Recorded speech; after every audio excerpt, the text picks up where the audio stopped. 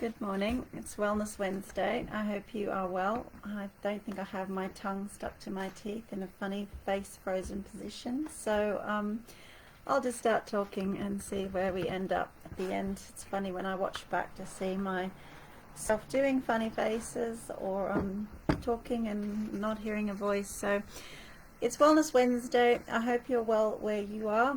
I've been procrastinating starting my live today because I have so many mixed emotions at the moment, and I thought perhaps that's what I would talk about today: mixed emotions and the duality of life and the absurdity of things, and how to kind of make sense of that and compartmentalize and keep yourself well and healthy while things are not going to plan, let's say. So yesterday I had post-event blues, post-retreat blues, I would say. A little bit tired, a little bit emotional coming back from retreat number 4 at Ellie Beach over the weekend. I had 10 ladies from around North Queensland, some who knew each other, some who did not, but they all went away firm friends, and there was a lot of smiles and laughter. And it was joyful to spend that time with them, and already so many beautiful messages of thanks, and also action taking and change making that's occurred just in the last, basically since Friday lunchtime till today. So one messaged me and said she'd gone out and done her shopping, and when she got home the kids asked her who was this alien that's moved in. So she's changed the way she looks at food, which is what was one of the messages that I embedded, is to change the way you think about food from a nutritional point of view as opposed to calorie counting, which many of us have led to believe is the right way to do things. And lots of other things. So stretching, I gave the analogy of sitting all day in your chair, sitting all many hours in your car, sitting on the sofa, spending your whole life sitting down, and then wondering why your back is sore. Well, the opposite of the sitting muscles, which is our hamstring and our butt, is our hip flexors. And if we never stretch our hip flexors, then it's very highly likely that our back is going to be very sore. So I showed the women how to stretch their hip flexors, and all of a sudden they realized that their hip flexors have become so short and tight over many years of sitting that they actually hurt a lot to stretch. And if we'd stretch them consistently, it relieves a lot of pressure and tension in the lower back. So there was a lot of penny dropping all throughout the weekend in terms of holistic health and well-being. Meditating, using breath work, having fun, acknowledging trauma, tension in a body, the physiological, emotional and psychological impacts of long-term stress, and how we can do small things, lots and lots of small things, small tweaks throughout our life to have a massive impact on our wellness. So that was the overwhelming message I think that the ladies went home with, and as a result can make some really small and quick changes to improve their well-being. So that was really beautiful, and it was joyful but also a heartbreaking time for me, because whilst I was enjoying myself and enjoying putting on this retreat for women, some of my friends had traveled to Poland to see how we could continue to help our Ukrainian friends that have been, escaping more and more. So I had to compartmentalize myself over the weekend, because I knew what was going on in Poland, I know what's going on in Ukraine, and I know what my friends were doing when they were there, and I would have, in theory, been with them, but I could not.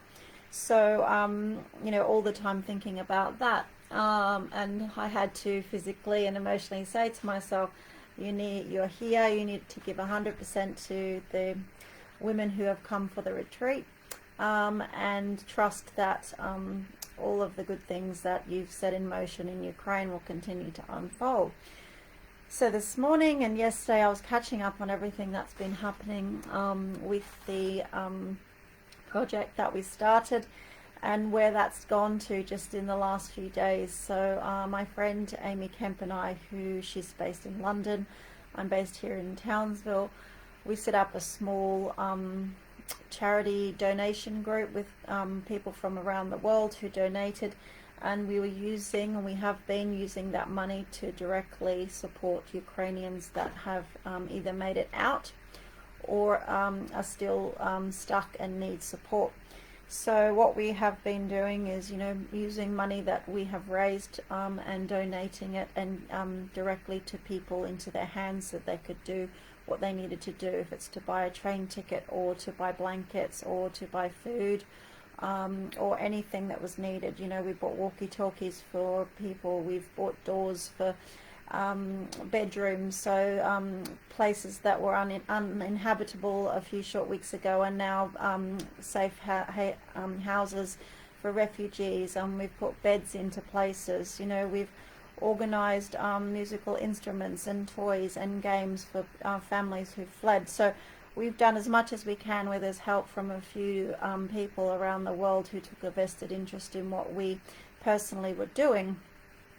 But all the time I was thinking to myself, this is not big enough. How can I influence more people to care? How can more people care? Because I have cared.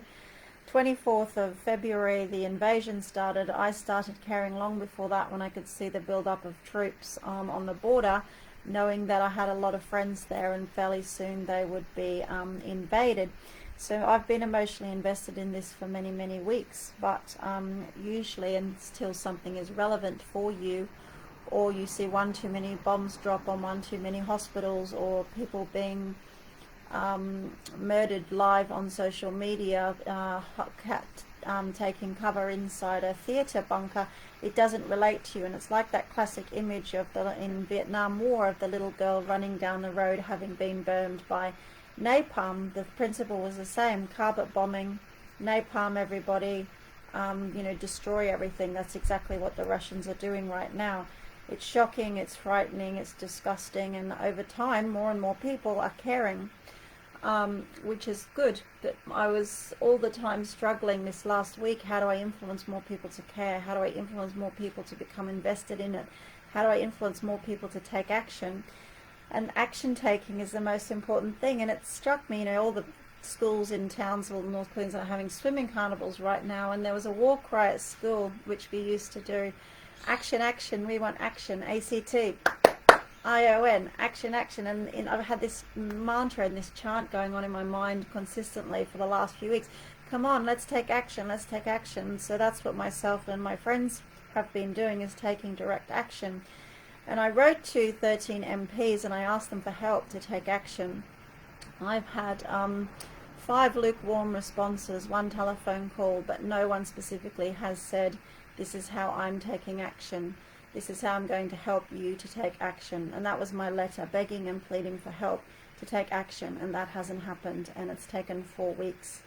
And I feel strong now seeing, field hospitals being set up on the border.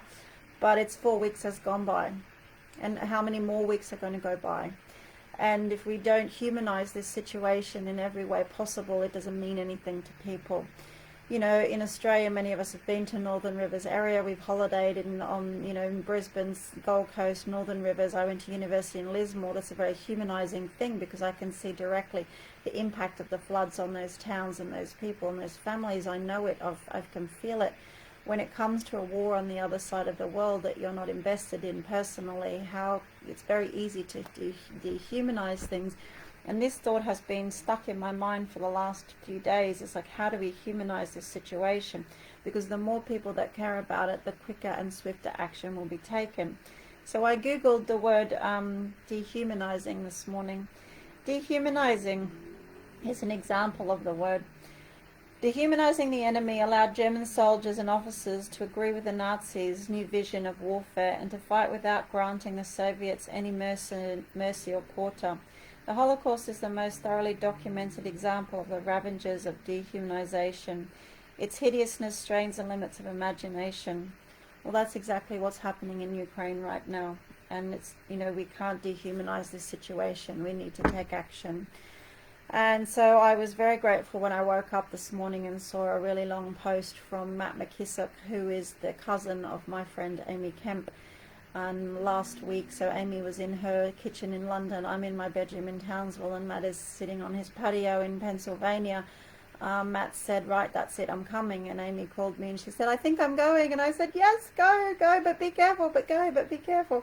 So Matt flew from America and met Amy in Poland, and they have been continuing our work. And Matt is entrepreneur and a philanthropist, and he has orphanages in Africa and various other things. And so now with his support, with his circle of influence, we've been able to raise our collective efforts much bigger, and we're going to continue to do good things, and I'm just so happy.